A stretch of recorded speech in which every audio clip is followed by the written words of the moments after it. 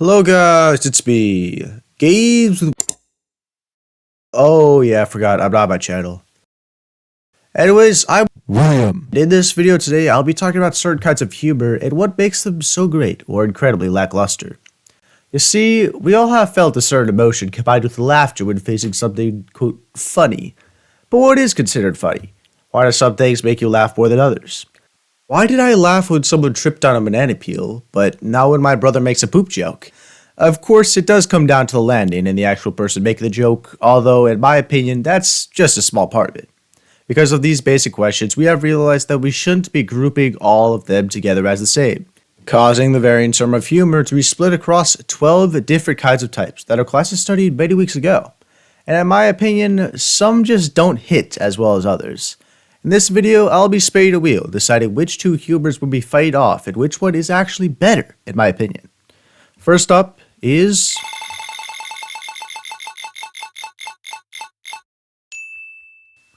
toilet humor. 2.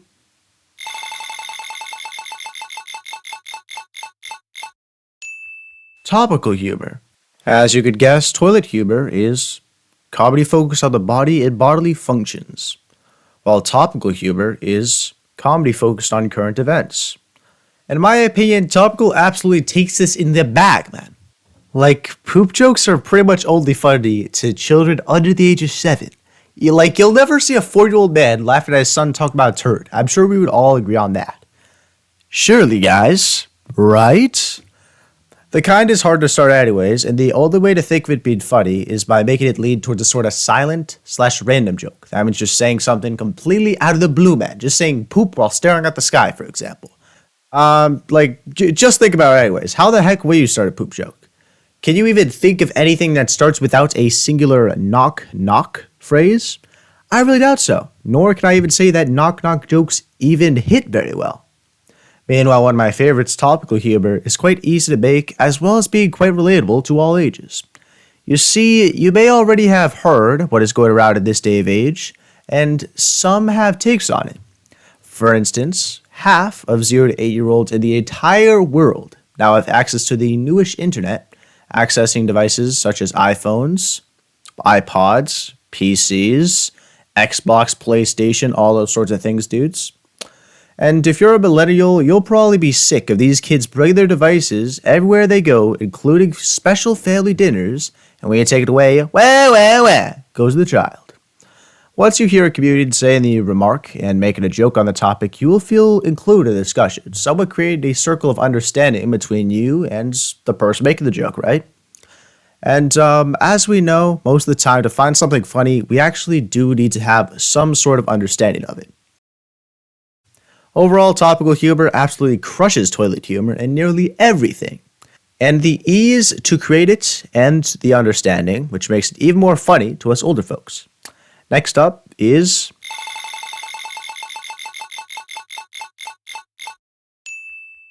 observational humor. Comedy focused on the commonplace aspects of everyday life. Versus...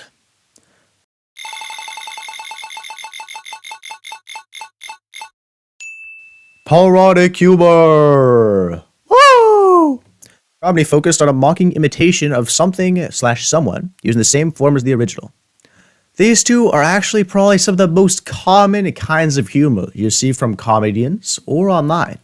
For observational humor, comedians would often pick out relatable elements from the average day and try to make it funny. A common phrase that you'll often hear is, "Have you ever noticed?" As I said before with topical humor, relatability and understanding are very important when it comes down to how well a joke lands. I myself actually think that this kind is quite funny compared to the others. Although I feel it gets better the older you get, it is the most likable with kids. If we think about it, it's pretty much the opposite of toilet humor, with the age ranges that find it funny and the ones that don't. You see, it's mainly focused in the workplace, including jokes on how tired it could be, as well as the early times you have to wake up, which greatly resonates with the older people out there.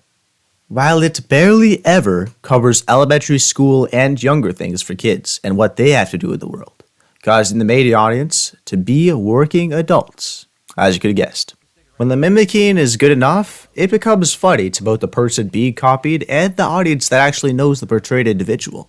Something unique about this kind of humor is that it can also be kind and a compliment in some way or another. The more similar it is, the more I could tell that they actually studied and knew what they were doing. If you yourself were used for product humor, you would clearly see the example on how much they care. The attention to detail is really great overall. It's letting you know I myself have been featured in one video by a small YouTuber in my community, which is why I'm so very biased. As an example to know what I'm saying, people would often complain about my monthly compilation series. They would say that I yell too much in it. Of course, in my opinion, it isn't the main elements, but just a reaction to show how amazing actually something is. The great thing about it isn't really my yelling, but instead the thing I'm reacting to. Here's an example of which I got something incredibly rare, spending multiple years trying to obtain. Hello guys, it's me, Gabe Zutwell. Anyways, let's get on to the clips.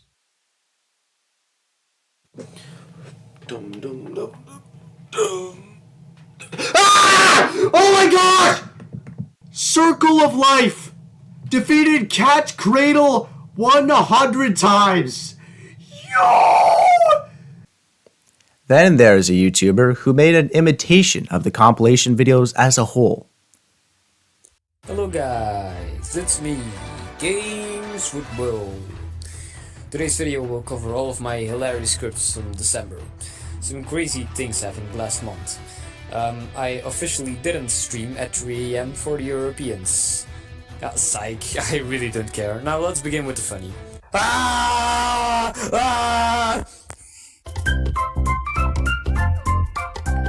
He's simply walking around the game while yelling, which is a perfect example of parodic humor and what can make it so funny.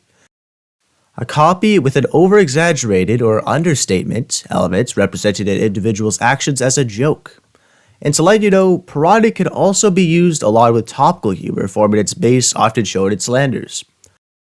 For me myself, I would definitely prefer watching a comedian making parodic humor rather than observational humor, so we're going to give parodic the win. I can imagine that you're already getting tired and bored of this video, so we'll just finish it off with the final round.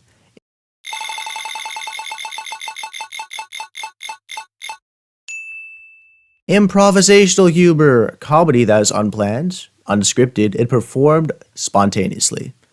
2.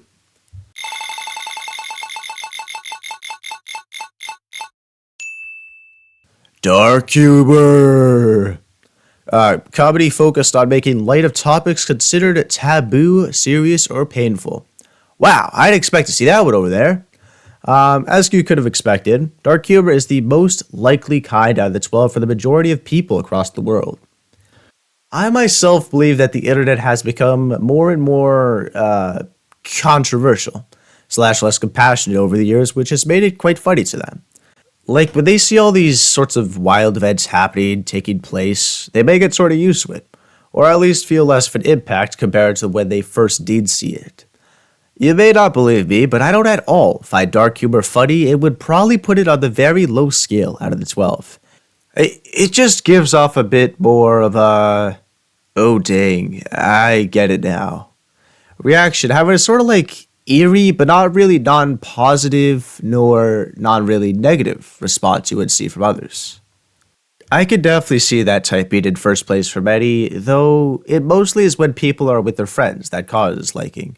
This is due to the fact that wanting to be included in a group and relatable to a degree.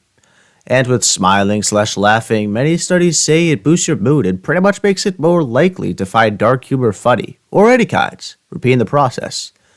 Once you probably laugh at dark humor for the first couple of times with friends in a long while, even if you are faking it with absolutely no clue what is going on, you will find it laughable the next time. At least that's what I believe. And then there is improvisational humor, of which is actually pretty good. There's so many funny moments when improvised because of something we talked about so long ago. The randomness of words that could be funny. Before I started to talk about how if you said poop out of absolutely nowhere, it could be funny. As well, most of the time, these sorts of random things happen from improvisational attempts. just thinking of something on the spot spontaneously. Although, if I'm being honest with you, it may be planned scriptings that I'm thinking of, since I will never really know if something's on the spot or not. Unless I look at this definition provided by Google Classroom. But we'll ignore that. Anyways, either way, I think that we'll all say that dark humor takes the bag. Even though I don't like it the most, I definitely would agree that it's more comedic than improvisational. In my opinion, third place out of the winners is sadly dark humor. In second place came topical humor. And finally, in first place would be parodic. Yay! Hooray! I'm sure we all agree on those standings from Games with Will over here. I mean, William. But yeah, dudes. Thank you so much for watching. I hope you guys have a wonderful night / day if you're still at school. And anyways, peace. Thank you all for watching.